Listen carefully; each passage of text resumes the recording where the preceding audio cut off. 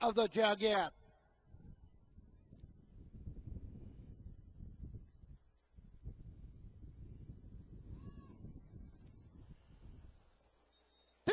Off and pacing, going right out for the lead. Rockin' Soul, middle of the track. Off stride, into the turn. A&G's Princess. Getting away second, that's Berchet. Dancing with the Stars, off stride as well. As they race around the turn, going to the backside in the first quarter mark. On top of the field, it's Rockin' Soul. Berchet right there second, racing third. Holiday Shopper, Western Royalty fourth, racing fifth. Seriously, opening quarter in 27-2. Round the turn, racing sixth, it's Art Cam. Racing seventh, Dancing with the Stars, and treading the field, A&G's Princess. Outside flow develops with Jody Jameson, and Seriously, now fifth, now fourth, moving up on the outside. Rock and Roll Soul leads the way to the halfway point. Berchet second, racing third. Seriously, halfway home in 56. 28-3, second quarter. Onto the backside, Holiday Shopper racing fourth. Fifth on the outside, Art Cam. Western Royalty sixth. Outside, Dancing with the Stars. Third back, now seventh, now sixth. Treading the field, A&G's Princess. Down the backside of the three-quarter mark. Rockin' Soul, three quarters, 124-1, 28-1. Third panel. Around the turn, Rockin' Soul. Seriously on the outside second. Racing third, Berchet. Three wide. Dancing with the Stars. Now sixth, now fifth, now fourth. Closing on the outside. Into the stretch they come. Rockin' Soul. Seriously on the outside. Dancing with the Stars. Rockin' Soul. Seriously. Rockin' Soul. Seriously. Dancing with the Stars. Berchet. 152. Well, I guess that's why you don't get overconfident. You never know what's going to happen in a horse race. Looked like a mix-up there in the opening turn. Everybody leaving out of there a ton. George Brendan's filly A&G's Princess made a break. Dancing with the Stars to her outside. I did not see if there was interference or if Dancing with the Stars broke. We'll take a closer look at the first turn when we have a chance. But here's the stretch drive. And Dancing with the Stars was third over behind Art Cam, who couldn't keep pace with Seriously. Made a nice three-wide move, but the best she could do was third. And it was Rockin' Soul coast to coast to win it from the first over Seriously. Then Dancing with the Stars and the feel-good story of the Jugette Berchet finishing fourth for Chip Noble from the rail position.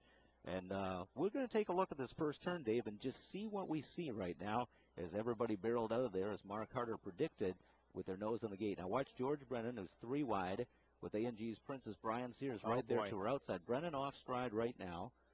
Let's just keep going and see what happens here. And Four Stars, Dancing with the Stars, just rolled off stride. Yeah, the horse inside of her obviously did make a break, but it didn't look like she really got into her that much. Nope, didn't see any contact or anything like that, at least from this vantage point. But, boy, did that open things up. That's why they race them on the track and not on paper, because who would have thunk it at this point? She did recover to finish third. A couple of bridge jumpers, very happy because there was about 10,000 on her in the show pool. But then she also advances. Now, it could make the second heat a lot more interesting if she, she's either going to draw seven or seven or five eight. Or six, because she finished third. Right, excuse me, five or six, yes.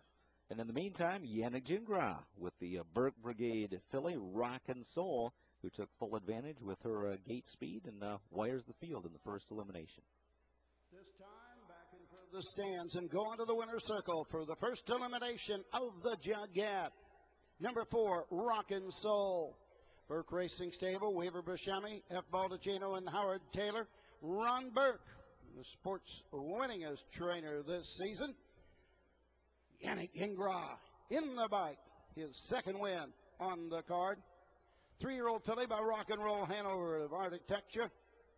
152, a lifetime mark and a national seasons record. 3-year-old filly Pacers on the half-mile track. Boy, the Burkes just own this Jugette, don't they? Yeah. You're not kidding. This horse rolled him today when the 6-horse broke. It was certainly her race to win or lose.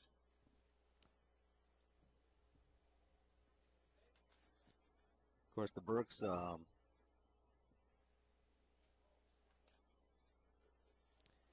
winning with Western Graduate in 2007, and they're at least halfway home here with Rocket Soul taking the first elimination today.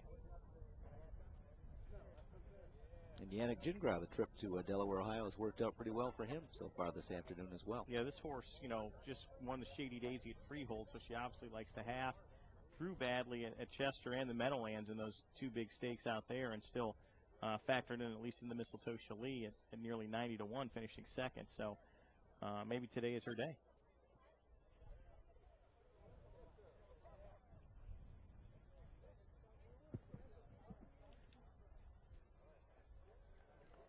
Seriously took care there first over, and but Jody Jamieson just kind of sat out there with her till the top of the stretch, and then took his shot at Rockin' Soul, not able to go by, but advances to the final. We'll have a much better starting slot. Dancing with the Stars, the heavy favorite, makes the final as well, finishing third. So we might be here a little longer than we thought. You never know. Yeah, that's certainly. We all thought it'd be the 1 and 2 posts would be Dancing with the Stars, and the favorite in the second division, which of course the name escapes me right now, but. Western Silk. Western Silk, yeah, but what a. Well, right now, let's head to the winner's circle and find out more about Rockin' Soul with Ellie Serena. Thanks, Roger, and certainly no stranger to a winner's circle is Ron Burke. First of all, Ronnie, congratulations winning the Quillen with Foiled again and finishing second. We won the West to boot. But let's talk about this filly, Rockin' Soul. We had talked in the studio, and I had mentioned the Burkes don't send anything unless they think they're the best. What do you think about this filly? We only got her like 6 starts ago, and she's really been good every start but the one at Chester, and we knew she had issues going into the race. So other than that, we came in actually confident in this race. I knew, Brian's horse may be a little bit better, but we were 2 post positions inside him, and, if he was going to get around us, it was going to be full bore for him to get around us. And she has the gate speed to do what you want with her. She won the Shady Daisy, but barely hung on by a nose. Tell me about that race.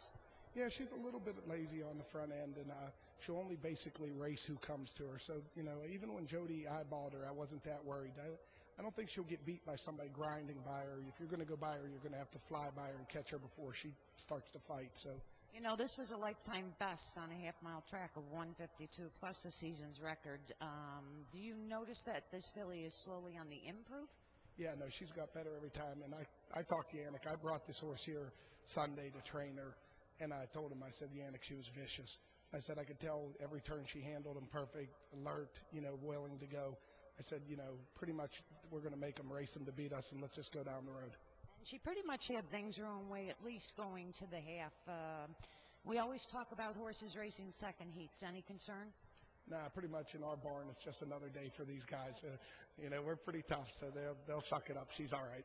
They know how to train, right? Yeah, this is just another day for them. This is the second heat of the normal training day, so she's expecting it to come back anyhow. All right, good luck, Ron, and all the connections that own Rockin' Soul. Guys, back to you.